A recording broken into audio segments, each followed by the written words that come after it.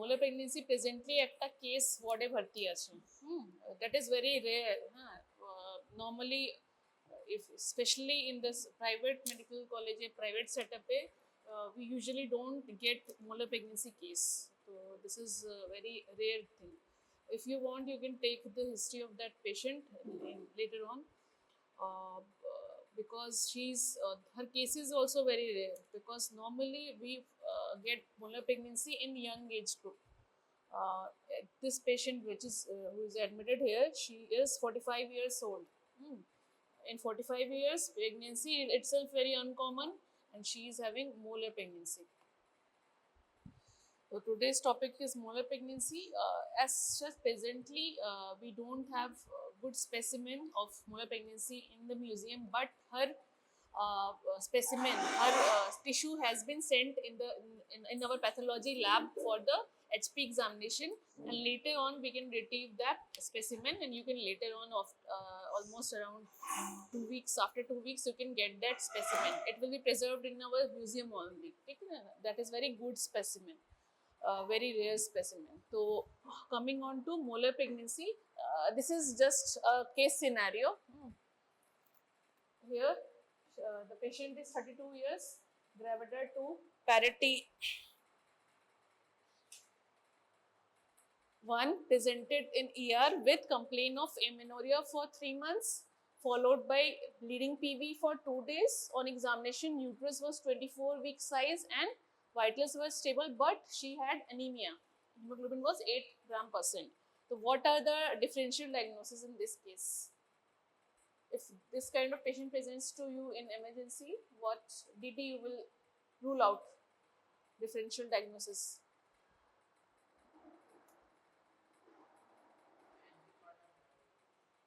Huh? Antepartum haemorrhage definition क्या होता है? After period of viability, after 20 weeks, this 3 months amenorrhoea. Okay, and और कोई DD?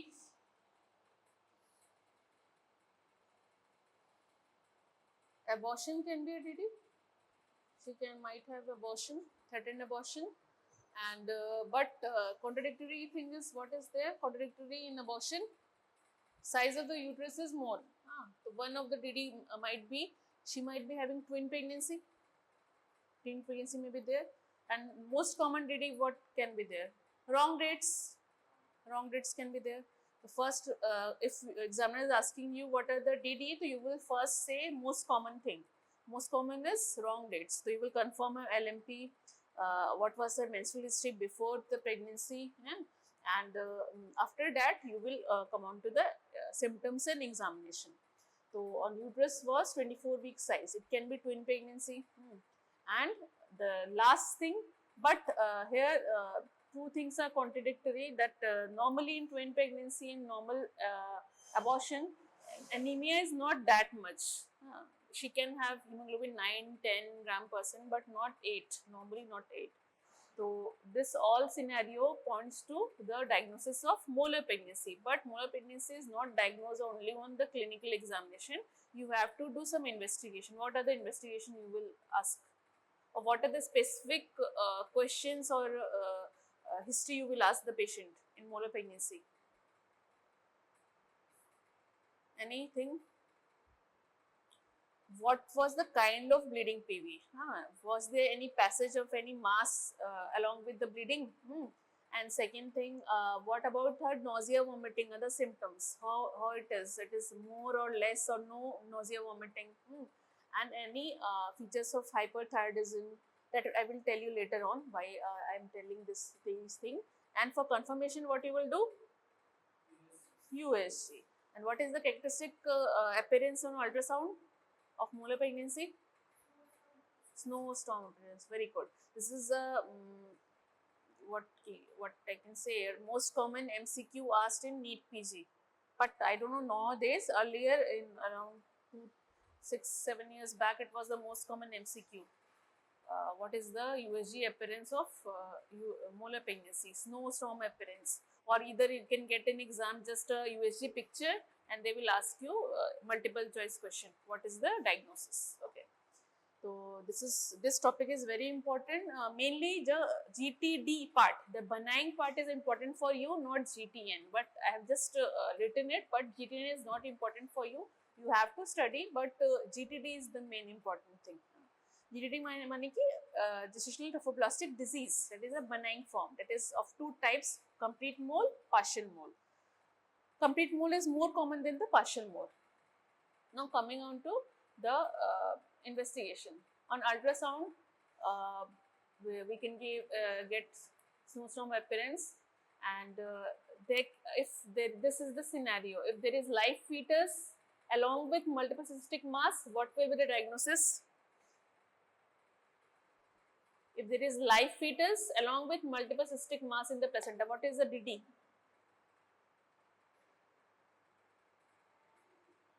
There can be some morphological abnormality in the placenta, placental hemangioma may be there.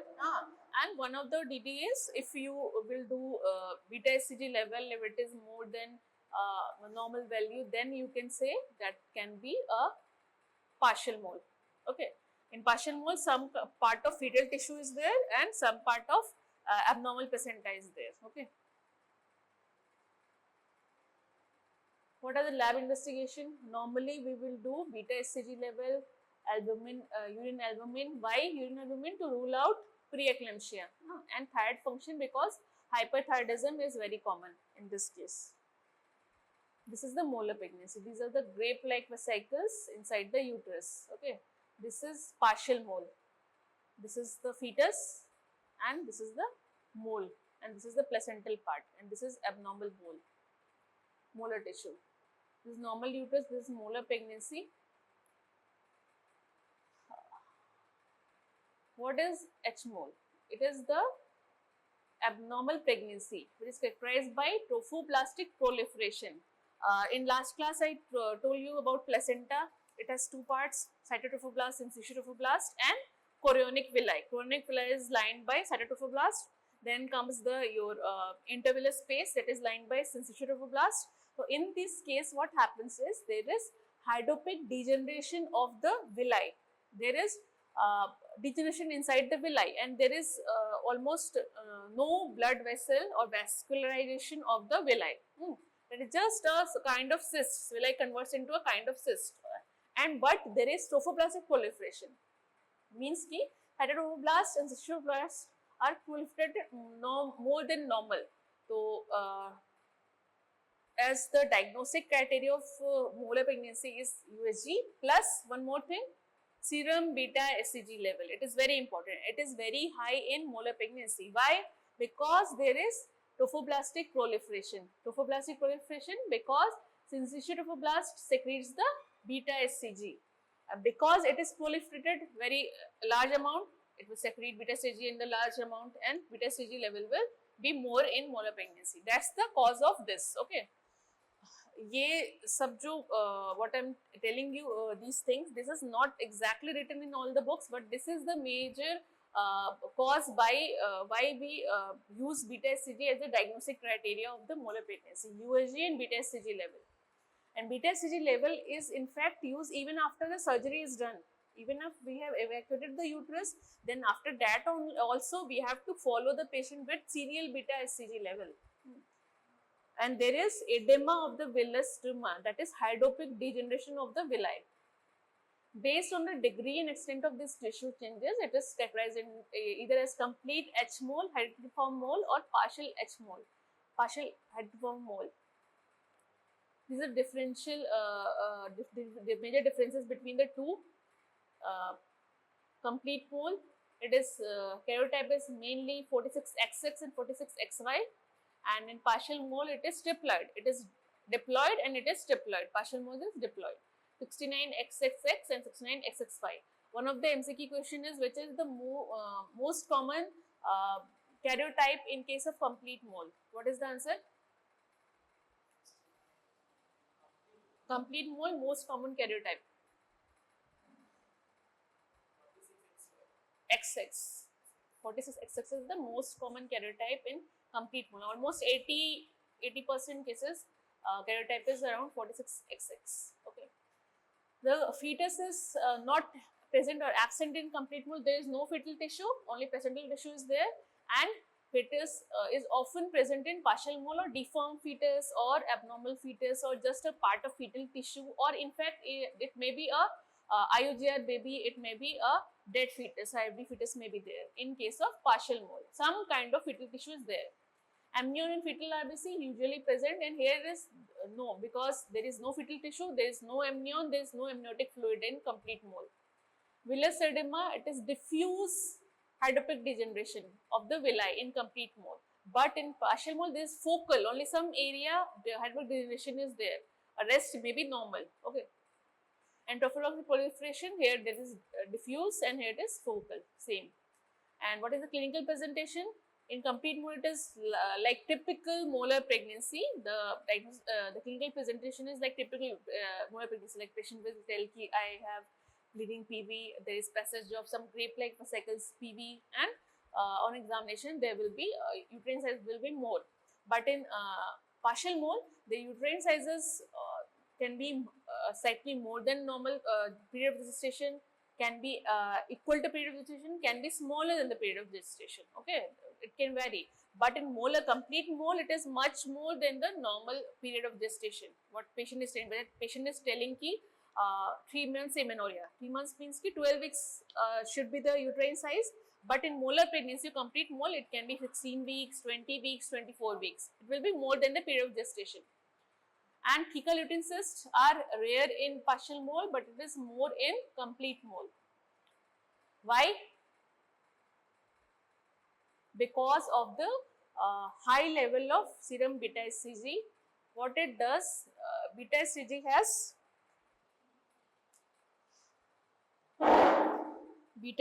has two parts, alpha unit and beta subunit. Alpha subunit and beta subunit. SCG.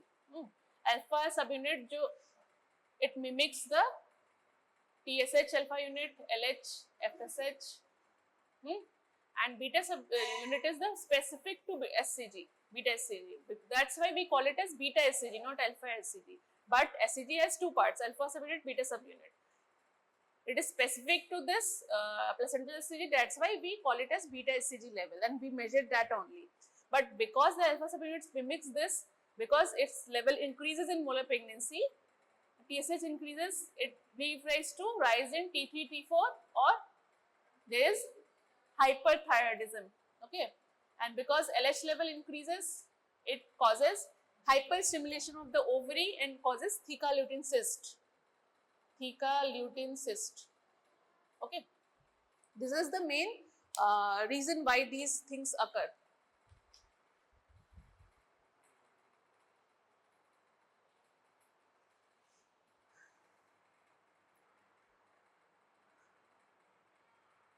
This is the theca lutein cyst. This is cystic. The ovaries are very large and cystic. Even it can be more than 6 centimeter in some cases.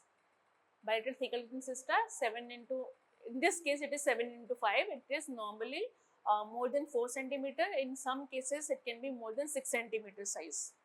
Large cystic ovaries are there. The incidence is low of 23 per 1 lakh pregnancies and high in Indonesia. The malignant potential of GTD is also high in South Asia. In South Asian population in South Asia, it is 10 to 15% as compared to Western countries, it is 2 to 4%. Predisposing factor, age more than 40 years, previous H mole. If patient had one H mole, history of one molar pregnancy previously, the chance of repeat molar pregnancy is around 2%, And but if patient had two molar pregnancy, history of 2 molar pregnancy, then the chance of repeat or third time molar pregnancy will be around 20%. It is increased much more after the incidence increases. Vitamin D deficiency, smoking, these are just hypothetical, not exactly proven that this is the cause.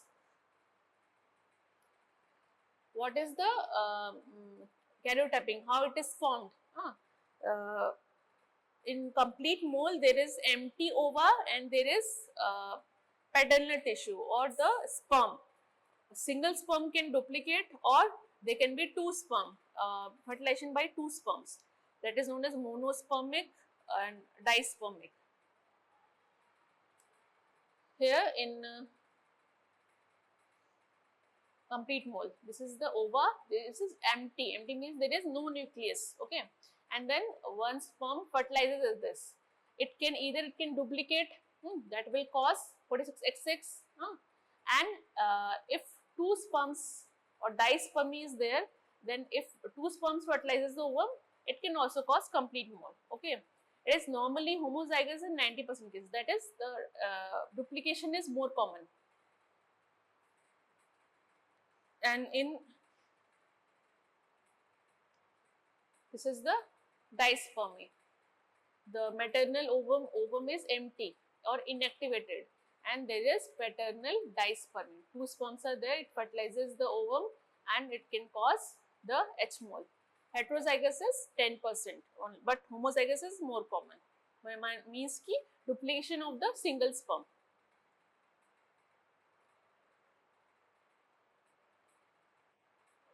Microscopically enlarged edematous villi and abnormal trophoblastic proliferation that diffusely involve the entire villi. There is no petal tissue, RBC or amnion or amniotic fluid is there. Macroscopically, these microscopic changes transform the chronic villi into clusters of vesicles, like bunch of grapes. No fetal amniotic tissue are produced, uterine enlargement in excess of more than gestational age. Decondysis is seen in approx 30% of the cases. In this patient which is admitted in our ward, there was no theca-latent cyst. This is a picture of H mole. These are the clear grape-like vesicles. Typical, you will see. This is very, when you will see in front of you, it is appear very beautiful, clear grape-like vesicles. This is one specimen, picture of one specimen. These are the hydrophic degeneration of the villi and trophoblastic proliferation. There is no fetal tissue in this. This is the complete mole. There is no storm appearance in the USG, and this is the clear grape-like vesicles. This is the complete H mole, grape, snowstorm appearance. Partial mole karyotype is triploid in origin. There is two paternal and one maternal chromosome. Dispermic fertilization of an active ovum, and in complete mole there was inactive or empty ovum. There was no nucleus. Here ovum is there is active nucleus is present, and it is fertilized by the two ovum. It causes partial mole, 69XXY, 69XXX or 69XXY. Triploid, 69XXY cells, maternal paternal chromosomes both are there, but paternal chromosome is in excess, okay. That's why the main pathophysiology in molar pregnancy is the excess of paternal chromosome or absence of or less presence of the maternal chromosome. In complete mole there is no maternal chromosome, and in partial there is less as compared to the paternal. In a partial mole, there is enlarged edematous villi, but abnormal proliferation is slight and focal and did not involve the entire villi. There is scalping of the chorionic villi. Fetal amniotic tissue, fetal RBCs are present. Macroscopically, molar pattern did not involve the entire placenta. Uterine enlargement is can be more than or less than or equal to the period of gestation. Fecal cysts are very rare. Fetal amniotic tissue are present. This is a case of partial H mole. This is the vesicles. On focal hydrophic degeneration is there. Less is the normal placenta. This is one kind of partial mole. There is hyperdegeneration, but this is focal, not generalized, and there is fetus is present in this case. This is a picture of partial mole. Here it is snowstorm appearance of the part of placenta. This is normal placenta, and this is fetal tissue. What are the clinical features? The vaginal bleeding, excessive uterine growth, hyperemesis gravidarum, excess of nausea and vomiting is there due to high level of beta HCG. Okay. Hyperthyroidism, I already told you why it occurs. Theca-latent cyst, I already told you why it occurs. And there can be embolization. This is a very dreaded complication of trophoblastic tissue or HMOL. There can be embolization of the trophoblastic tissue or these small vesicles in the veins, and that can cause pulmonary embolism. Metastatic feature in pulmonary, if it is metastasis in the chest, it can cause cough, chest pain, hemoptysis, dyspnea. Chest X-ray finding 80% cases can be there in case of pulmonary metastasis. Vaginal irregular vaginal bleeding, in fact hepatic metastasis can be there. Epigastric pain, jaundice, cerebral headache, convulsion, paralysis, coma. These are very rare. Most common is the pulmonary and vaginal. Diagnosis, clinical features, history, physical function, already told you. Lab investigation, main is the beta SCG level. This is the most important thing. But we also do liver function test, RFT, CBC, urinary and chest X-ray. USG obviously done to confirm the diagnosis, and CT scan might be needed for the rule out the metastasis, and histopathological examination after the evacuation. This is the vaginal metastasis. This one. This is cannonball shadow in the chest. This is the metastasis of the choriocarcinoma. This is snowstorm, typical snowstorm appearance. This is the differential staging of the GTN. This is not needed in your case. It will be dealt separately in your final part 2. So, what is the management? What is the management? Methotrexate, direct. First and foremost is when patient presents to you, if you have to do the investigation, if she is anemic, so you will arrange for blood. What investigation you will do? First and foremost is basic investigation, CBC, ABO grouping, RH typing, you will do blood grouping, because if hemoglobin is less or anemia is there, you will have to arrange the blood. In any molar pregnancy, we do not touch the patient without any blood in hand, because the most common complication is excessive bleeding, and second most common complication is perforation. Third most common complication is embolization of the trophoblastic tissue. That's why we do all this. And because liver metastasis can be there, chest metastasis can be there, so we will do chest X-ray, LFT, liver function test. We will do thyroid profile in this case to rule out thyroid storm or hyperthyroidism. These are the basic investigations: CBC, blood grouping, LFT, thyroid profile, and RFT if you are going for the surgery. This is the blood investigation. What other investigation you will do? USG. There will be typical snowstorm appearance can be there. Then after USG, CT scan. But normally we don't require CT scan. We do chest X-ray, and if any symptom of metastasis is there, then we will do CT scan. In this patient, CT scan is not done because there is no symptom or no features of metastasis. How you will confirm the metastasis? If there is invasion of uterine wall, there can be sign of metastasis may be there. And what is the management? Now coming on to the management after investigation. The first and foremost is stabilization of the patient. You have to stabilize the patient. If patient is very anemic, like hemoglobin is less than 6, so you will first transfuse the blood. Then you will do go for what procedure? What is the main management? What procedure you will go for? I gave you 2 scenarios in the first starting. What is the management in that case? First case. Suction and evacuation. Very good. We will do suction evacuation in a molar pregnancy. But before doing suction evacuation, we will stabilize the patient. We will arrange for blood. And earlier we used to give misoprostol, but now it is contraindicated because what misoprostol does, it causes contraction of the uterus. Uterine contraction. What it can precipitate? Uterine contraction. Why misoprostol is not given? Because when this is the uterus, the cycles are there. When misoprostol causes the uterine contraction, sudden uterine contraction, it can cause embolization of the small vesicles in the veins. That's why nowadays we don't give misoprostol. We can give or do mechanical dilatation by serial you have seen Hagas dilator. We do serial dilatation by using the Hagas dilator, okay, or Das dilator. Serial dilatation, mechanical dilatation. We don't give misoprostol nowadays. In most of the cases, the cervix is already open and soft. So that's why we generally don't need misoprostol in these cases, because it is already, a patient is complaining of bleeding, so it might be open only. And nowadays, what here it is written, we don't give oxytocin also, because of the same case, embolization of the tissue. Okay. So how we do evacuation?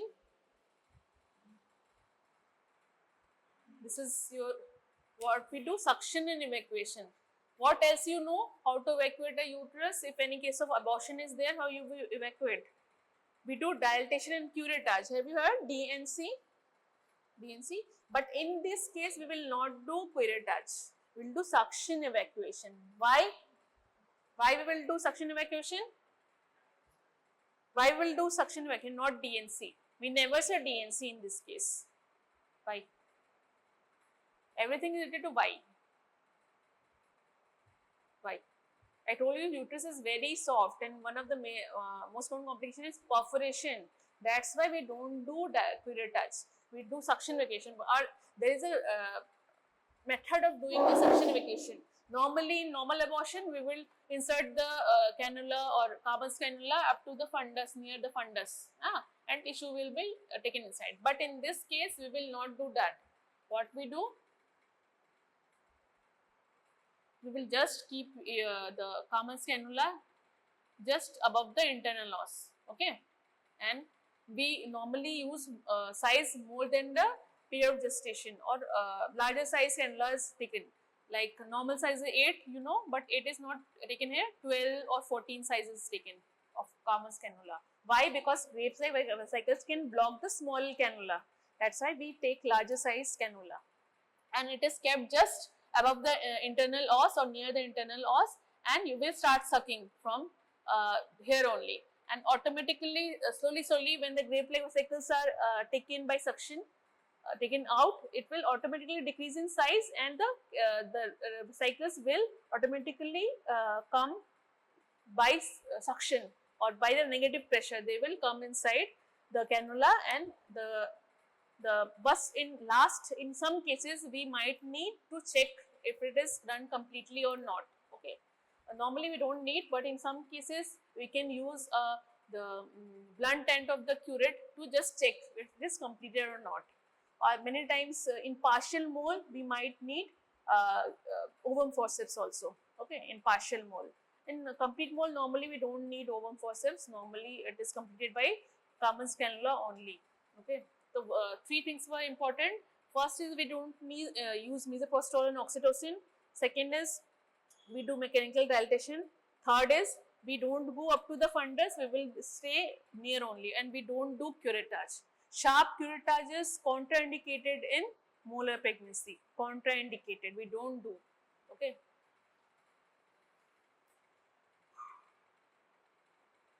And if, how we will follow? Normally, a normal pregnancy में how much time does it take to normalize the beta HCG? In normal pregnancy, अगर किसी abortion हुआ है, ठीक है?